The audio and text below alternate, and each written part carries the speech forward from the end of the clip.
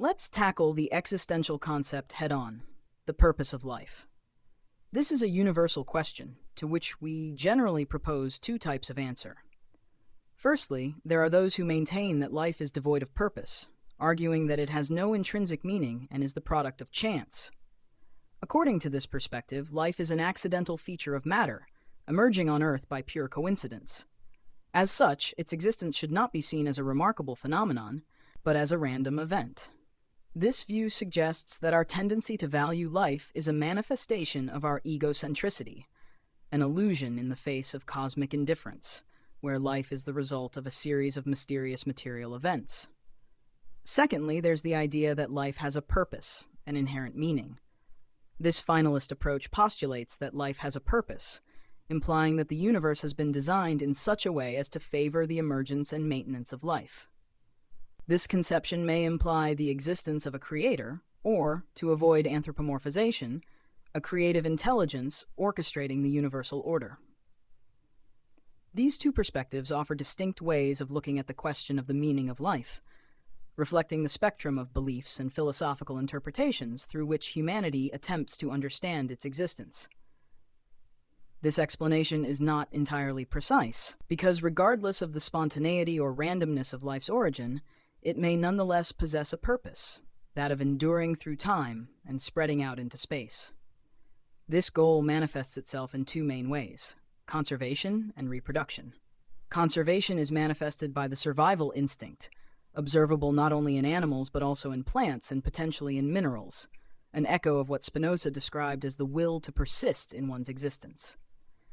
Human beings, like other animals, preserve themselves by feeding and avoiding danger. The survival instinct can even amplify our abilities in critical situations, as illustrated by the story of a mother lifting a car to save her child, demonstrating exceptional strength propelled by the need to survive. Reproduction is the other means by which life perpetuates itself, driven in animals and humans by the sexual instinct. The power of sexuality in our lives underlines the wisdom of nature, orchestrating the continuity of life through these two fundamental instincts. By encouraging us to reproduce through pleasure, nature employs an effective tactic to ensure our perpetuation, according to Schopenhauer. This strategy consists in arousing in us the desire to survive, with reproduction as the essential method for the continuity of humanity. Thus, the purpose of life could be defined by this tendency to maintain and reproduce.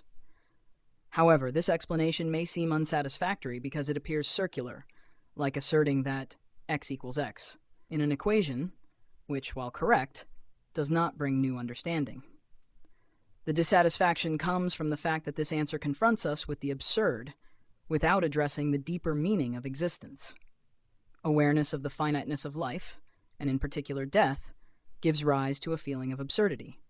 The image of a child realizing for the first time the inevitability of death embodies this confrontation with radical incomprehension. This realization raises the crucial question: what is the point of living if existence leads to nothing beyond itself, with no higher purpose or ultimate meaning? The concept of life as mere self-perpetuation does not fully satisfy the human quest for meaning. This answer, while fundamental, raises more questions about the meaning of our existence. What distinguishes human beings from machines is precisely this ability to question the meaning of life. Take, for example, your electronic device, be it a computer, smartphone, or tablet. This device, despite its usefulness, has no awareness of its role or presence. It can't reflect on its existence. Machines function without self-awareness, unlike human beings. As for animals, although the question of their self-consciousness is complex, it is difficult to determine whether they have an understanding of the meaning of their own existence. There is no conclusive evidence of such consciousness in animals, at least not in a way that is obvious to us. What is certain is that we human beings have the unique ability to reflect on our existence. We can not only recognize our presence, I am, but also contemplate our past, I was, and anticipate our future, I will be. This self-awareness is intrinsically linked to our understanding of time.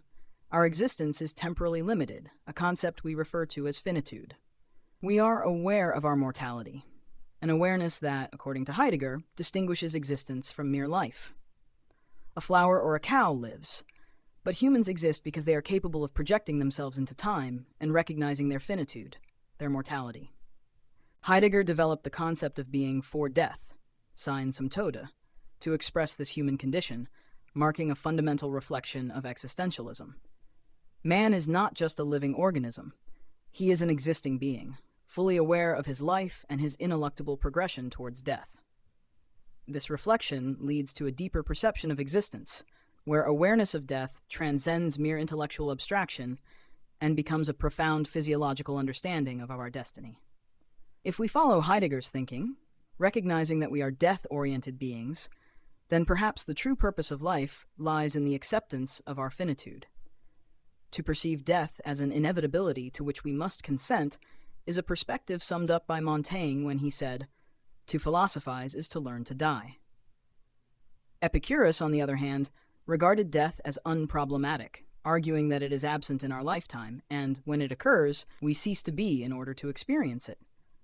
So death and us never really coexist. It's not a direct experience for us. This vision can alleviate the anguish of death, suggesting that the true purpose of life might be to find serenity despite the constant threat of the end. Achieving inner peace is a considerable challenge. Rare are the moments when we feel totally peaceful, often disturbed by worries, irritations, or inner turmoil. Emotion, etymologically speaking, is a movement of the soul. So achieving peace may be the most arduous of goals, but it's also the ultimate key. If peace is achieved, questions about the meaning of life become less acute or even dissolve, as the meaning of life is simplified to the act of being. The quest for meaning becomes superfluous in a state of profound happiness. The concept of happiness is flexible, and everyone can project into it whatever they wish. Imagine spending a pleasant moment with friends, whether in a restaurant, on the beach, or playing cards. In these moments of laughter and total relaxation, when the mind empties, you reach a state of happiness where nothing more is needed to feel complete. In such circumstances, if someone were to ask what the purpose of life is, the answer would probably be that the purpose is to find this happiness, this fulfillment. Of course, to say that the purpose of life is to be happy may seem simplistic, and I don't claim to have a universal recipe for achieving it. But let's think of life as a learning journey, where every experience is a lesson. Our experiences, rich in lessons, shape our understanding and approach to life. Take friendship, for example. In childhood, friendship often begins with play, where we find a playmate. This initial relationship, based on the sharing of playful activities, can evolve into a genuine affinity, illustrating how our experiences form the basis of our most valuable and authentic learning. Affinity develops and manifests itself through various exchanges over time. In childhood, it begins with the sharing of toys, with the loving admonition to treat them with care. As we enter adolescence, interactions evolve to include confidences, intangible exchanges that strengthen the bonds of friendship, and acts of mutual aid. Friendships, however, are not without conflict or disappointment. These difficult moments test the strength of the bond, and forgiveness becomes a crucial step towards reconciliation and the continuation of the friendship. Over time, our understanding of friendship matures. Our vision of friendship as adults differs from that of our childhood, enriched by the various experiences we've had. Friendship is therefore not a static notion, but an evolving one, shaped by concrete experiences and the lessons they teach us. Thus, the best understanding of friendship comes not from academic definitions, but from our lived experience and the authentic interactions that define these relationships over the course of our lives. Watching 15 or 16-year-olds share friendship messages on Instagram or Snapchat, we realize that over time, their perception of friendship will inevitably mature and probably become less idealized. This learning about the nature of friendship is applicable to all aspects of life, including love. The way we understand love at 14 differs greatly from the way we perceive it at 70, shaped by our various love experiences, which reveal its complexity and diversity. Consider anger, a universal emotion. Over time, we learn about its impact and often regret our outbursts of anger, not always because they were unjustified, but because the consequences were not worth it, having sometimes caused harm unnecessarily. This reflection can lead us to work on ourselves, seeking to control our anger so that it no longer disturbs our relationships. In this way, we learn and evolve through experience, whether towards appeasement or in another direction. Our experiences serve as lessons, showing us possible paths to take, leaving us free to choose whether or not to follow the paths indicated by our past experiences. Lying serves as an illustrative example. Some people resort to it as a habitual strategy, not immediately realizing its negative effects on relationships. When the truth emerges and trust crumbles, the liar finds himself isolated. It's at this point that he can discover the value of authenticity, sincerity, and frankness. No one will come along with a magic wand to teach the importance of truth or how to avoid anger. Everyone must draw their own conclusions from their experiences and the reactions they generate. Our experiences and the reactions they provoke provide us with constant feedback. Complaints about life, such as "my life is a disaster," often reveal an incomplete awareness of personal responsibility for shaping our reality. A personal anecdote highlights this truth. A colleague, responding to such lamentations, candidly pointed out that we build our own lives. This assertion acts as a reminder of the responsibility each of us bears in shaping our existence, where the principle of responsibility is crucial as it emphasizes that reality reacts to our actions, and that we must assume the consequences of these acts. Learning is a continuous process of interaction between us and reality, where reality acts as the sole arbiter. We cannot protest against it, nor can we put it on trial. Reality is the reflection of our actions, behaviors, and thoughts. It can be difficult to accept this perspective, especially when faced with blatant injustice or undeserved events. Nevertheless, life goes on, and denigrating our existence won't make it any easier. Recognizing that our actions influence our reality is the first step towards understanding and accepting our ability to shape our lives. Stoicism teaches that our focus should be on the elements of our lives that we can control, rather than on those beyond our reach. It advises us not to allow ourselves to be overwhelmed by events such as the death of loved ones, not out of insensitivity, but because death is a natural part of existence, and opposing the inevitable only breeds unhappiness. Accepting what is inevitable helps us to find serenity rather than sink into disarray. These words may sound harsh, but they express an essential truth. We cannot control what is beyond our influence. We need to focus on what we can actually change or affect, because that's where our capacity for action lies. This may seem tautological, but it's a fundamental lesson to assimilate. Applying this principle to emotions, as we've already sketched with anger, let's envisage our human existence as a learning journey to understand and transcend our emotions.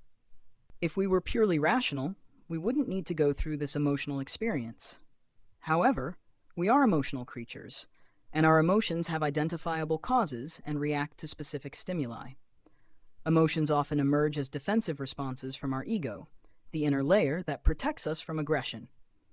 Living in society often keeps us on our toes, generating mistrust, jealousy, bitterness, and fear, which is a normal reaction to our need for survival. However, while these emotions act as signals or indicators, they don't always make life easier. Rather, they serve to alert us to our inner state and our interactions with the outside world. Feeling stress, as in an exam or a presentation to a jury, is a natural self-defense reaction, but it doesn't necessarily improve our performance. We all agree that stress is not something we deliberately choose.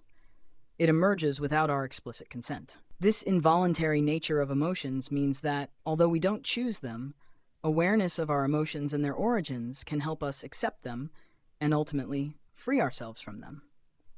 Sometimes it's necessary to go through suffering in order to stop suffering, to face our emotions in order to detach ourselves from them.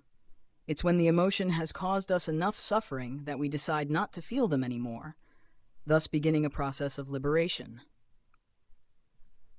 Life can be seen as a learning journey, where if we fail to acquire certain emotional skills, we are condemned to repeat experiences until we master them. This may sound mystical or philosophical, but the aim is not to categorize these thoughts, but to express and explore them.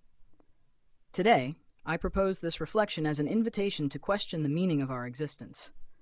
By revisiting the initial question of this discussion, the meaning of life, we can conclude that, while some believe that life is devoid of meaning, and therefore purpose, others believe in a predetermined goal.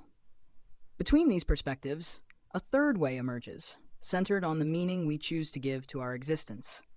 Life, in all its complexity, continually offers lessons, such as learning to free ourselves from emotions to access inner peace and serenity, preparing us to accept the inevitability of death.